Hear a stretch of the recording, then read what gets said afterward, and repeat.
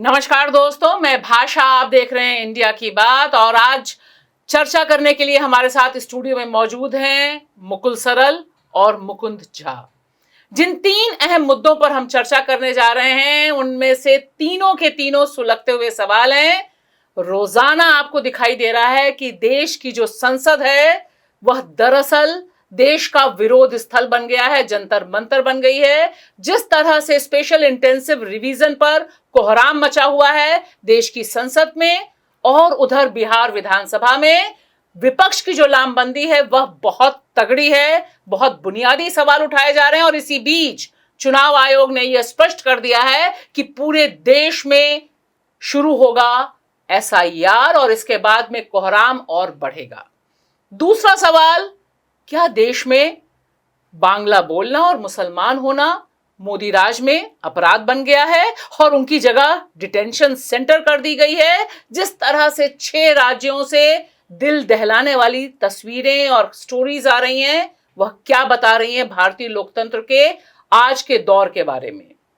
तीसरी खबर, जिस तरह से मोदी जी का डंडा चला और उपराष्ट्रपति धनखड़ जी की बेआबरू होकर विदाई की गई, इस तरह की विदाई समारोह तक नसीब नहीं हुआ। यह क्या बता रहा है कि अब सिर्फ मोदी हैं तो मुमकिन है का राज चलेगा? इन 3 अहम मुद्दों पर हम करेंगे चर्चा। सबसे पहले एसआईआर, जिसे विपक्ष ने संसद में कहा कि यह स्टीलिंग ऑफ इंडियंस राइट है और बिहार में इसे बड़े पैमाने पर वोट बंदी का नाम दिया गया है, जिस पर मचा हुआ है कोहराम। आज जिस तरह से देश की संसद के बाहर विपक्ष ने एक करके इसे फाड़कर कूड़ेदान में फेंका, एक बड़ा संदेश देने की कोशिश की। इस पर क्या है पंच, बताएंगे मुकुंद झा। सबसे बड़े एसआईआर का जो है, ये जिस तरीके से एक लोकतांत्रिक प्रक्रिया की तो अवहेलना है ही है, और जिस तरह से बड़े लेवल पर अब इसको देश में लाने की कोशिश हो रही है, जनहित के खिलाफ भी है। बिहार में जो चल रहा है वो सब प्रक्रिया हमारे सामने है। मुकुल, क्या है इस पे आपका पंच? एसआईआर को विपक्ष ने तो कूड़ेदान में फेंक दिया है प्रतीकात्मक रूप से, लेकिन जनता इसे वास्तव में कब कूड़ेदान में फेंकती है इसके लिए सड़कों पर ही लड़ाई होगी। लेकिन सुप्रीम कोर्ट जो गया है मामला, मुझे लगता है कि 28 को जो सुनवाई होगी उसमें सुप्रीम कोर्ट का रुख इस देश के जनमानस को ये बताएगा कि इस पर आखिर अंततः होना क्या है। भाषा, क्या है इस पर आपका पंच? मुकुल, मेरा बिल्कुल साफ मानना है कि अभी तक देश के कॉन्स्टिट्यूशन के हिसाब से देश का मतदाता सरकार चुनता था, लेकिन मोदी जी का राज है और उसमें चुनाव आयोग की हरी झंडी है। लिहाजा अब एक नया विधान रचा जा रहा है कि सरकार चुनेगी। और ध्यान दीजिए, पूरे देश भर में चुनने की तैयारी है कि हमें वोट कौन दे सकता है, यह सरकार बहादुर चुनेगी। और इस तरह से एक्सक्लूजन को नया नॉर्मल बनाने की तैयारी हो रही है। मुकुंद, जो तस्वीरें दिखाई दे रही हैं, चाहे बिहार विधानसभा हो चाहे देश की संसद हो, जिस तरह की तस्वीरें हैं, 21 जुलाई से देश की संसद चल रही है, मानसून सत्र चल रहा है। विपक्ष का एजेंडा बिल्कुल साफ है, वह संसद के भीतर के बजाय बाहर ज्यादा है। बिहार विधानसभा में भी यही तस्वीर आ रही है, लेकिन सरकार कह रही है कि हमारा तो कुछ लेना देना है नहीं इससे। ये बहुत अजीब स्थिति है, क्योंकि विपक्ष अपनी मर्जी से बाहर नहीं है, क्योंकि सदन के अंदर वो जो मुद्दे लेके जा रहा है उस पर आप चर्चा नहीं होने दे रहे हैं। और सत्ता पक्ष की तरफ से ही इंटरवेंशन, जब बिहार विधानसभा के अंदर हो, जिस तरह से इंटरप्ट किया जाता है, जब विपक्षी नेता खड़ा होकर बोल रहा है और जिस तरह की अभद्रता हो रही है, वो दिखा रहा है जो जिस तरीके से ये लोकतांत्रिक मूल्यों का अवहेलना हो रही है। बोले चुनाव आयोग पर हम बहस नहीं कर सकते, चुनाव आयोग पर क्यों नहीं बहस करते? उसी चुनाव आयोग से चुने के आप सरकार बन रही है, उस पूरी प्रक्रिया पे जब सवाल उठ रहे हैं, और इतने बड़े सवाल बिहार के अंदर, तो जो वो फॉर्म लेके आई है इलेक्शन कमीशन, वो हलवाई की दुकान पे मिल रहे हैं, नेशनल हाईवे पे मिल रहे हैं। किस तरीके से इलेक्शन कमीशन डेटा दे रहा है 99% हमने कर लिया है, एक तो सवाल उस पर भी है, किस तरीके से आपने किया है। और आज भी वो सवाल जो पहले दिन से था, 99% आप ले आए हैं, क्या 99% वोटर होंगे? इसका सवाल तो तब आएगा जब फाइनल लिस्ट आएगी। ये तो एक ड्राफ्ट लिस्ट है जिस पर बिना किसी डॉक्यूमेंट के भी आप फॉर्म भरवा के आप रजिस्टर्ड करा रहे हैं।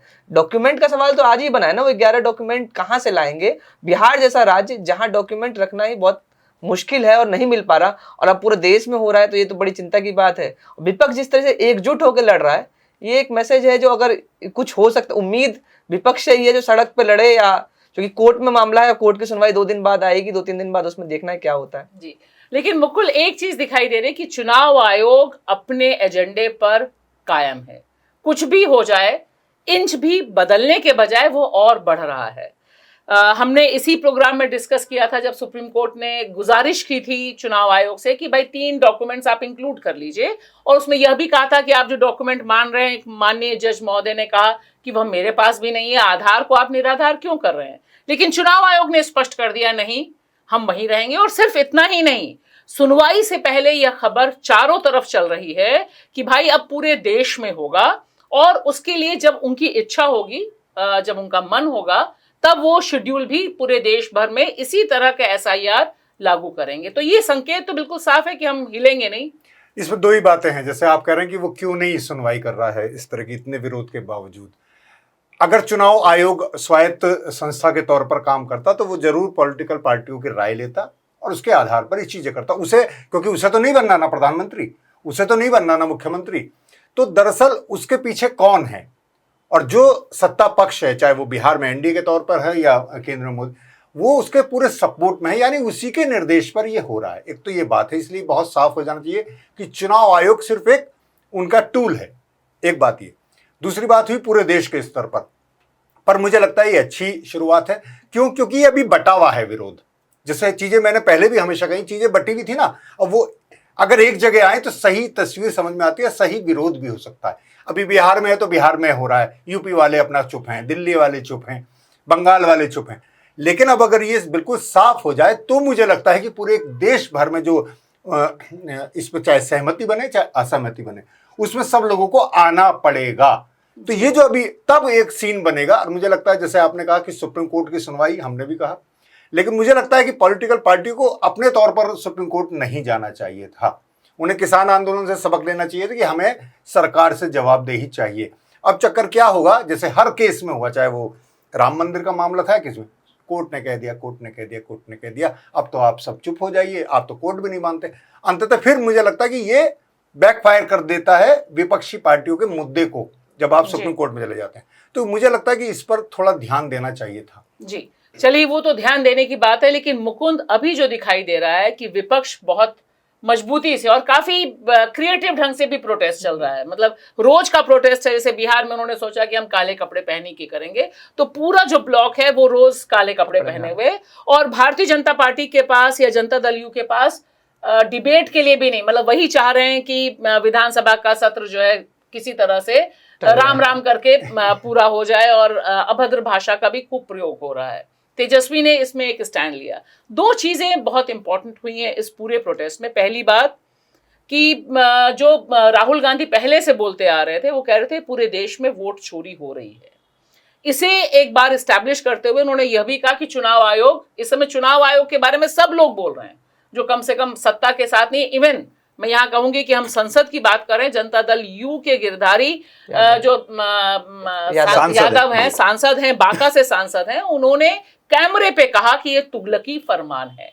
तो क्या आपको लगता है कि कुछ रिफ्ट NDA सेक्शन में भी होगा, क्योंकि चंद्रबाबू नायडू भी आके मिल के जा चुके हैं?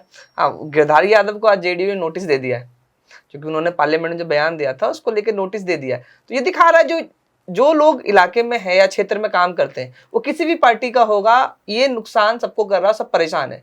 मजबूरी होती है कि ऊपर से पार्टी लाइन आके आपको ऐसा डिफेंड करना है। और एक नई चीज तो है ही है पिछले कुछ सालों में, EC सवाल पूछिए बीजेपी डिफेंड करेगी, बीजेपी सवाल पूछिए ECI डिफेंड करेगा, ED की जगह ECI डिफेंड करता है। ये नई चीज जो है वो दिख रहा है साफ खुल के। ECI कोई बयान आके नहीं दे रहा, बिहार चुनाव आयुक्त जो है कभी प्रेस के साथ बात नहीं कर रहे हैं, सिर्फ प्रेस नोट दे रहे हैं। और कल तेजस्वी ने इसको लेकर सवाल ही पूछा, ऐसा लग रहा है सम्राट चौधरी ECI का प्रेस नोट पढ़ रहे हैं खड़े होके यहाँ पर। तो ये और बिहार विधानसभा की तो अजीब स्थिति है। जो उनका स्पीकर है, स्पीकर मान जाता है सत्ता पक्ष के नंद किशोर यादव हैं, बीजेपी से हैं, और वो लगा उनको अपने उप मुख्यमंत्री तक को समझाना पड़ रहा है, जो आप चुप रहिए, आप सदन चलने दीजिए, आप चाहते सदन ना चले। हाँ, मैं बड़ा मजेदार बताऊंगी कि बिल्कुल धनखड़ वाला हिसाब हो गया था। धनखड़ जी की विदाई से पहले वो कहते भाई सभापति मैं हूँ। हाँ। तो यहाँ पर बिहार विधानसभा के जो नंद किशोर यादव वो कह रहे भाई चलने दो, मैं हूं यहाँ पर स्पीकर। हाँ? तो उनकी विदाई तो तय नहीं है। नहीं। नंद किशोर यादव और धनखड़ में फर्क है। नंद किशोर यादव चुन के आते हैं विधानसभा, तो उनका अपना एक है। तो इस तरह साइडलाइन तो नहीं कर सकती बीजेपी उनको। लेकिन ये स्थिति बहुत पूरे बिहार, संसद के अंदर भी जिस तरीके से लगातार, और खासकर सोनिया गांधी खुद भी इसमें फोर फ्रंट पे आके बैनर के साथ नारे लगाते हुए दिख रही है, दिख रहा है कि विपक्ष इस मुद्दे को आसानी से छोड़ेगा नहीं, क्योंकि ये सिर्फ ये चुनावी एक मुद्दा नहीं है, ये एक पूरे देश की लोकतांत्रिक प्रक्रिया पर सवाल खड़ा कर देगा। इस तरह का आप ट्रेंड सेट कर रहे हैं। कहीं अब महाराष्ट्र का जो था, जो वोटर जोड़ दे रहे हैं, अब दिल्ली के चुनाव में ही ये जो हमारे जिनको मुख्यमंत्री बनने की बड़ी लालसा थी, प्रवेश वर्मा साहब जो केजरीवाल को हरा गए, उनकी कोठी में कितने वोटर थे, उसका वेरिफिकेशन किसने किया था? उस पे तो ये बोलते हैं जो पॉलिटिकल पार्टी के बीएलओ सवाल नहीं उठा रहे। आम आदमी पार्टी के बीएलओ ने उस समय सवाल उठाया था, इसी ने क्या जवाब दिया? नहीं दिया था जवाब।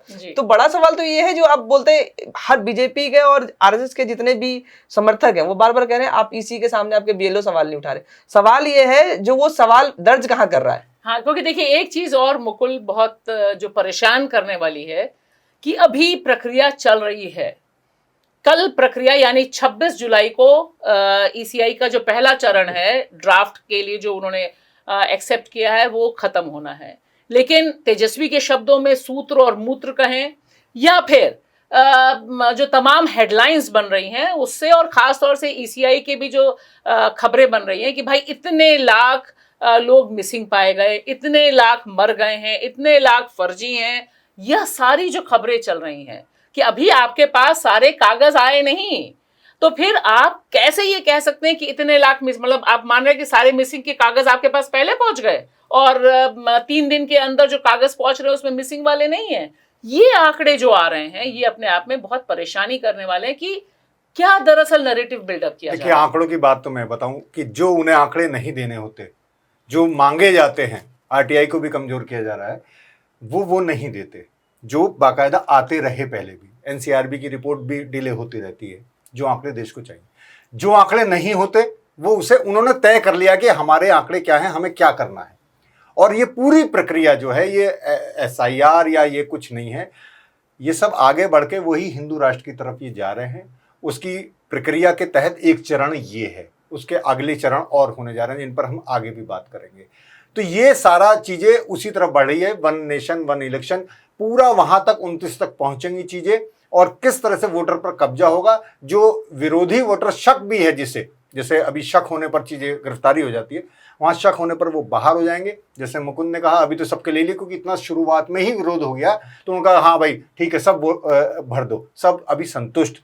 ये संतुष्टि देना यही मतलब जनता के लिए तो बड़ा नुकसानदेह है, क्योंकि वो संतुष्ट होकर बैठ जाएगी। एंड टाइम जो फाइनल लिस्ट आएगी उससे बाहर है, फिर चुनाव प्रक्रिया चल रही है, आप कुछ नहीं कर पाएंगे। तो ये एक बड़ा संकेत है, खतरनाक संकेत जी। तो एक बात तो तय है कि ये खतरनाक संकेत है, और इसमें जो वोट की चोरी है और इस बार जो वोट बंदी है यानी मतदाताओं के नाम काटे जाने की प्रक्रिया और खबरों का छपना, क्योंकि यहां पर अंत में मैं ये जरूर इस मुद्दे पे कहना चाहूंगी कि जिस तरह से खबरें प्लांट हुई कि बांग्लादेशी मिले, नेपाली मिले और म्यांमार के लोग मिले हैं, जबकि चुनाव आयोग ने जो सुप्रीम कोर्ट में 700 पन्ने का हलफनामा अपना पूरी डिटेल रिपोर्ट दी, उसमें इस बात का एक लाइन में भी जिक्र नहीं है। यानी नैरेटिव सेटिंग का खेल है। और इसी से जुड़ा हमारा दूसरा अहम मुद्दा है, क्या मोदी राज में बांग्ला भाषी होना और मुसलमान होना, यानी इन दोनों चीजों का मिलकर एक व्यक्ति का बांग्ला बोलता हुआ मुसलमान आज की तारीख में क्या घुसपैठिया है, हम इसके आगे क्या लगा रहे हैं। लेकिन जमीन पर जाकर देखने पर पता चल रहा है कि 6 राज्यों से कम जो तस्वीरें हैं, देश की राजधानी दिल्ली और हरियाणा में गुड़गांव, जिस तरह से डिटेंशन सेंटर बनाए गए हैं, जिस तरह से लोगों को रखा गया है, वहां पर कोई कानून नहीं, कुछ नहीं, लेकिन सबके पास उन्होंने कह दिया है कि ये बांग्लादेशी होने का शक है। यह क्या राज चल रहा है, इस पर क्या है पंच, बताएंगे मुकुल। मेरा मानना है कि देखिए, मुसलमान होना तो पहले ही अपराध एक तरह से ठहरा दिया गया था। अब उसमें ये भाषा की राजनीति भी जुड़ गई है, और आप बांग्ला बोलते हैं और मुसलमान हैं और गरीब हैं, तो आप बिल्कुल निश्चित तौर पर उनकी नज़र में घुसपैठिया हैं, अवैध हैं। अब इसमें धर्म के साथ ये भाषा की राजनीति जुड़ी है। मुझे लगता है कि वो जो सारा सिलसिला चल रहा है एक बहुत ही देश को नुकसानदेह होगा। भाषा, इस पर क्या है आपका पंच? मेरा बिल्कुल साफ मानना है कि पिछले 11 सालों में जिस तरह से नफरत की राजनीति चली है मोदी काल में, उसका सबसे खौफनाक दौर अब आ रहा है, क्योंकि भाषा और धर्म के नाम पर सत्ता आतंकवाद फैला रही है, सत्ता विभाजित कर रही है। देश को तोड़ने का काम है कि आप भाषा और धर्म को जोड़कर किसी भी व्यक्ति को बिना शिनाख्त किए, बिना जांच किए डिटेंशन सेंटर में कैसे रख सकते हैं। यह देश के कॉन्स्टिट्यूशन की धज्जियां उड़ाने के समान काम है। मुकुंद, क्या है इस पे आपका पंच? साफ है, जिस तरीके से बंगाली मुस्लिम पूरे देश में खासकर वर्किंग क्लास इलाकों में जिस तरह से उठाया जा रहा है, ये साफ है। जो मुकुल जी ने भी कर आपने कही है, उनको डराने की तैयारी है और डराया जा रहा है और लगातार उनमें डर का माहौल है। वर्किंग क्लास के अंदर लोग काम करने नहीं जा रहे, इस तरह की रिपोर्टें आ रही हैं। ये एक बहुत चिंता की बात है और लोग खुलकर इस पर लोगों को अपनी बात बोलनी चाहिए। मुकुल, जो दिखाई दे रहा है कि इस पर तकरीबन ब्लैकआउट है। मीडिया, गोदी मीडिया करिए, उसका तो खबर कहीं दिखाई नहीं देती। बड़ी मजबूरी में जब मिडिल क्लास को दिक्कत होने लगी कि भैया कूड़ा उठाने वाला नहीं आ रहा है, कार साफ करने वाला नहीं आ रहा, घर में काम करने वाली लोग नहीं आ पा रहे, तब ये थोड़ी बहुत खबरें छन छन कर आई हैं। वरना देश की राजधानी सहित हरियाणा, उड़ीसा, गुजरात, मध्य प्रदेश, 6 राज्यों में डिटेंशन सेंटर बनाए गए। और जब ममता बनर्जी कहती है कि 22 लाख बंगाली मजदूर या व्यक्ति देश भर में काम करता है, क्या आप उनको बांग्लादेशी और आतंकवादी घोषित करना चाहते हैं? ये एक जो तस्वीर है अपने आप में बड़ी डरावनी है, क्योंकि लोगों को पता ही नहीं कि क्या हो रहा है।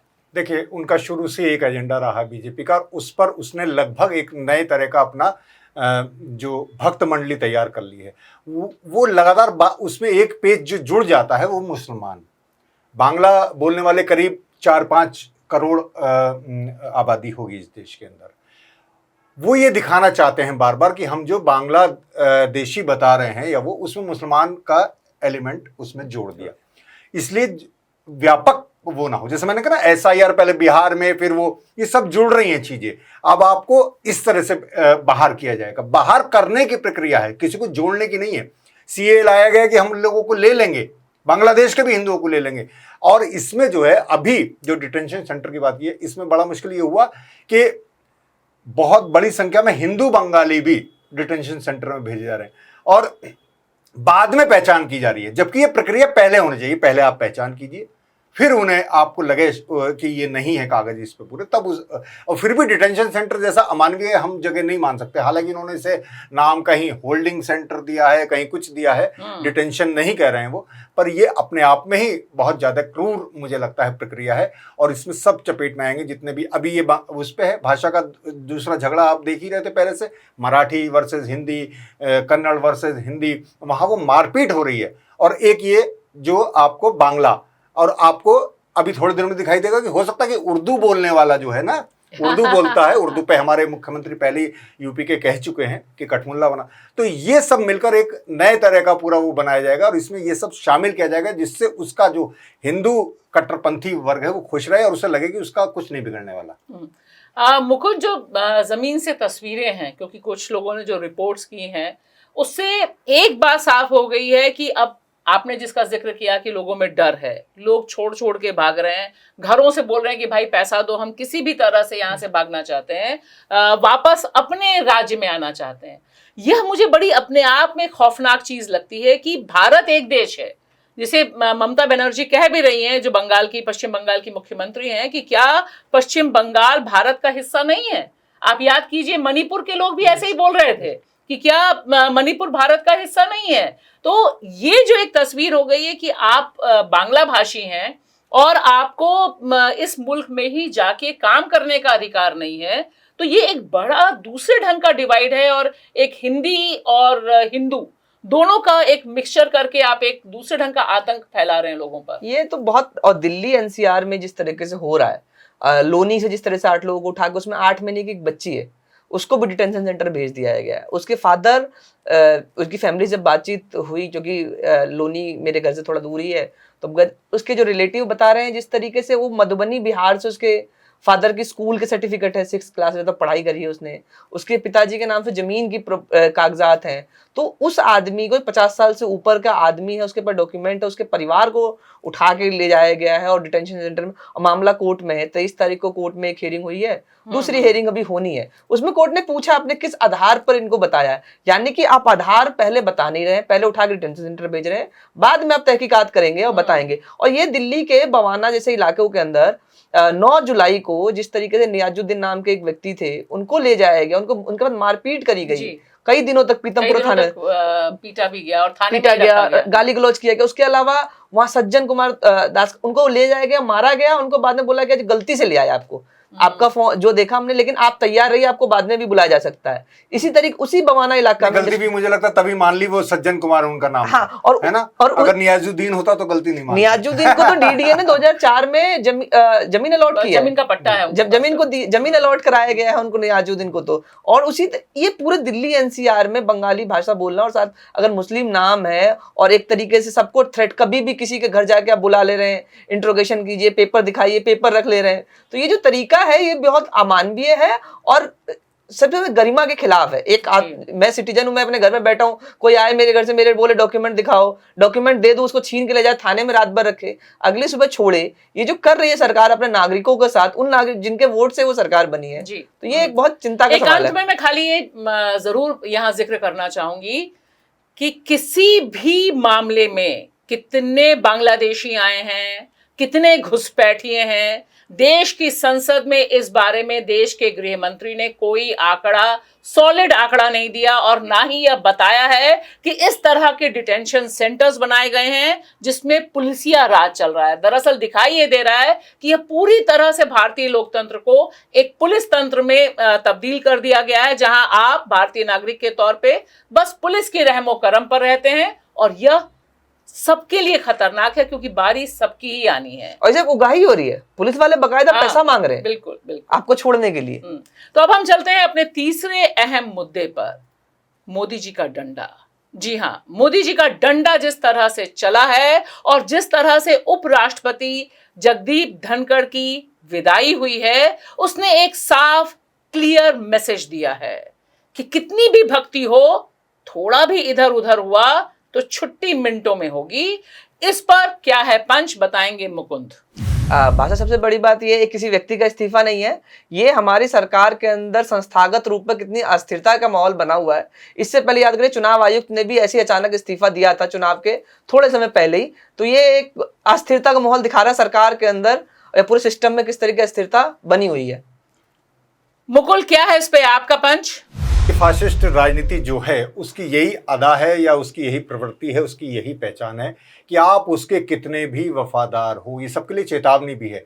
आप कितने भी वफादार हो, लेकिन जरा भी दाएं बाएं हुए तो आपको बाहर का रास्ता दिखा दिया जाएगा। भाषा, क्या है इस पर आपका पंच? मुकुल, मेरा साफ मानना है कि दरअसल यह दिखाई दे रहा है कि मोदी जी हैं तो क्या क्या मुमकिन है। कोई भी कॉन्स्टिट्यूशनल पोस्ट हो, उसकी चुटकियों में जिस तरह से छुट्टी की गई और जिस तरह की तस्वीरें आ रही हैं, खबरें आ रही हैं कि उनको सम्मानजनक विदाई तक नहीं मिली, यह एक क्लियर मैसेज है कि आप कुछ भी कर लें, क्योंकि जगदीप धनखड़ की बात है जिन्होंने कॉन्स्टिट्यूशनल पद पे रहते हुए, चाहे गवर्नर हो चाहे उपराष्ट्रपति हो, दोनों ही जगह सिर्फ और सिर्फ विपक्ष को तंग करने का एजेंडा चलाया। तो कुछ भी कर लीजिए, आपकी साधना में कोई ना कोई कमी रह जाएगी और आपका पत्ता गुल हो जाएगा। मुकुल, जो इसमें दिखाई दिया, बड़ी अजीब ढंग से खबरें आई इसमें, खासतौर से धनखड़ जी वाले में, कि भाई विपक्ष ज्यादा रो रहा है। वह विपक्ष जो इनके खिलाफ अविश्वास प्रस्ताव लाया, मोदी जी ने बड़े दबाव में बाद में बहुत सोच समझ के 3 लाइन का एक्स प्लेटफॉर्म पर मैसेज किया कि भैया तुम बहुत जगह रहे हो, अच्छे रहे हो, इसमें से एक ये भी काम था, टाटा गुड बाय, स्वास्थ्य का ध्यान रखो। तो ये जो तस्वीर है ये बड़ी अपने आप में दिलचस्प है भारतीय लोकतंत्र के लिए। नहीं तो वो पूरा लोकतंत्र, जितने भी हमने विषयों पर अभी बात की, कि हमने देखा ना किस तरह से बुलडोजर चल रहा है, एक तरह का बुलडोजर ही मैं कहूँगा हर उस पर। और जहाँ तक धनखड़ साहब की बात है, उनसे मुझे लगता है कि कोई मेरी व्यक्तिगत संपत्ति है नहीं, क्योंकि उन्होंने जिस तरह से संवैधानिक पदों पर रहते हुए असंवैधानिक काम किए, कोर्ट को निर्देशित करने की कोशिश की, लेकिन उनकी भक्ति काम नहीं आई। अंततः चाहे उन्होंने मतलब गांधी से भी तुलना कर दी थी। गांधी को उन्होंने कहा था कि गांधी महापुरुष हैं और मोदी जी युग पुरुष हैं। तो युग पुरुष ने अपनी योग्यता दिखाई है और उन्हें बिल्कुल साइडलाइन कर दिया, और इतने अपमानजनक ढंग से। तो ये मैं बार बार कह रहा हूँ, चाहे वो आप उदाहरण ले लीजिए तेलंगाना का टी राजा का, या उससे पहले के आप ले लीजिए कल्याण सिंह हुए, ये पूरी जो बीजेपी और आरएसएस की राजनीति है उसमें जिस तरह साइडलाइन किया जाता है, आडवाणी जी को जिस तरह मार्गदर्शक मंडल में डाला गया, मुरली मनोहर को, ये उसी की कड़ी है कि आप जरा सा, और जो अब यहाँ एक और भी नया हो गया है कि यहाँ अब एक ही व्यक्ति है बस। पहले एक पूरा होता था कि कई सारे लोग हैं, लेकिन अब एक है मोदी मोदी मोदी। मोदी जी संसद का सामना नहीं करते, वो विदेश चले जाते हैं और इधर ये कार्रवाइयां हो जाती हैं, आराम से हो जाती है। मुकुंद, जो इस से सीख क्या मिल रही है कि अब 2025 में मोदी जी भी 75 साल के हो रहे हैं, आरएसएस जी भी कुछ उनको निर्देश दे रहे हैं, भागवत जी कह रहे हैं कि भाई 75 साल में शॉल ओढ़ लेनी चाहिए। तो उसमें यह जो कंट्रोल है, क्योंकि यह कंट्रोल की बात है, और यहाँ पर खबरें जरूर चला रहे हैं कि भाई 2-3 महीने से रिफ्ट चल रहा था, ये था वो था, लेकिन हम सब जानते हैं कि स्वास्थ्य में उनके डॉक्टर सिर्फ 2 लोग थे जिन्होंने उन्हें छुट्टी पे जाने को दिया, वो मोदी जी और अमित शाह जी थे, जो 2 डॉक्टर थे, जो सतीश आचार्य का बहुत अच्छा कार्टून भी है इस पे। तो ये आगे का संकेत क्या है कि अब कौन सा उपराष्ट्रपति आएंगे और वो किस हद तक की चाटुकारिता करेंगे या बैटिंग करेंगे उनके लिए? इसमें जब आप दोनों ने जब बात शुरू की ना, वही भक्ति इन्होंने बहुत करी, लेकिन शक्ति के आगे इनको दंडवत होना ही पड़ा। वो हो गए, तब भी ये दिखा रहा, जो आप अपनी पद की गरिमा बनाए रखिए, क्योंकि अगर ज्यादा आप झुकते हैं तो कभी भी आपके साथ इस तरह की, हम देख चुके हैं कई सारे संवैधानिक पदों पे इन्होंने किया है, जिस तरह के जजों का सुप्रीम कोर्ट जज बनाने में किया है, जूनियर जजों को पहले बना दिया है, चुनाव आयुक्त में जिस तरह से कर रहे हैं, तो दिखा रहे हैं खुला खेल फारूकाबादी है, जो मन हो रहा है वो किया जा रहा है मोदी राज में। और लेकिन ये एक चिंता का बात है, इनके लिए भी हो सकता है, क्योंकि जिस तरीके से अब मोदी की भी मुझे लगता है जो जिस तरह कंट्रोल है खासकर संगठन पर, वो कमजोर होती दिख रही है। क्योंकि आरएसएस जिस तरह से बार बार मोहन भागवत का आपने इशारा किया, वो जिस तरह से इशारा कर रहे हैं, और 1 साल से अधिक हो जाना और नड्डा जी की जगह दूसरा अध्यक्ष नहीं बना पा रहे, ये दिखा रहा है टसल तो है। नहीं तो नरेंद्र मोदी जिसको चाहते थे उसको बना लेते थे, वो नहीं बन पा रहा है। तो ये एक उपराष्ट्रपति कोई भी नया आए, अब क्योंकि चर्चाएं अटकलें बहुत होती है, लेकिन नरेंद्र मोदी रिजीम में किसी का नाम लेना बड़ा मुश्किल होता है, क्योंकि कब कौन कहां से आ जाए किसी को पता नहीं होता। मुझे लगता है कि मोदी काल में इस पर बिना मतलब मीडिया चर्चा करता है, क्योंकि जो है वो दिमाग में है, 2 डॉक्टर्स हैं, वही डिसाइड करते हैं कि लोकतंत्र का कैसे पिया पाचा करना है। तो मुझे लगता है कि यहाँ पे हम इस डिबेट में जाने की जरूरत भी हमने कभी कोई पैमाना नहीं है ना, जो कौन आदमी हो सकता है, वो किसी को भी उठा के सीएम बना देते हैं, जिसका कोई भी कुछ भी ना उस तरीके से। और सीएम करते क्या है, वो फिर सारे सीएम कंट्रोल, होम दिल्ली का भी, दिल्ली सरकार चल कहाँ से रही, सबको पता है, होम मिनिस्ट्री चला रही है। तो इस तरीके जो स्थिति है, संस्थाओं को, एक पोस्ट को, संवैधानिक पदों को कमजोर करना, सारी शक्ति केंद्रित कर लेना, ये खतरनाक तो है ही है जी। तो बहुत बहुत शुक्रिया मुकुल और मुकुंद आपका। निश्चित तौर पर भारतीय लोकतंत्र पे जो संकट है वह अभूतपूर्व है, जिसमें एसआईआर यानी वोटबंदी एक निर्णायक क्षण है। इससे तय होगा कि आगे सरकार हमें चुनेगी या हम सरकार को चुनेंगे। आप सबका बहुत बहुत शुक्रिया।